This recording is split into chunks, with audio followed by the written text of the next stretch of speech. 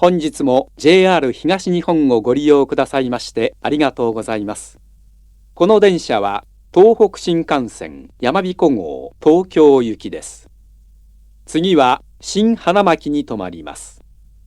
車内はデッキ、トイレを含めましてすべて禁煙です。お客様にお願いいたします。携帯電話をご使用の際は、周りのお客様のご迷惑となりませんよう、デッキをご利用ください。駅及び車内への危険物の持ち込みは禁止されております。不審なものや行為にお気づきの場合は、乗務員または駅係員までお知らせください。また、客室の自動ドア付近に SOS ボタンを設置しております。緊急事態には SOS ボタンを押して乗務員にお知らせください。Welcome on board the Tohoku Shinkansen.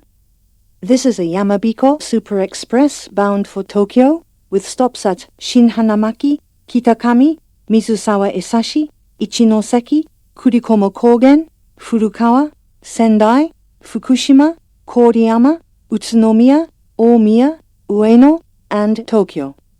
Passengers without seat reservations should board cars marked as non-reserved. Please do not smoke in this train. If you wish to use a mobile phone, please go to the end sections near the doors. Hazardous items are prohibited on trains and in stations.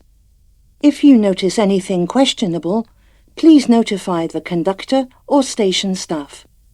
Furthermore, there are SOS buttons installed near the doors. Please press the button and notify the conductor in case of an emergency. The conductor's room is in car 9. We wish you a pleasant journey.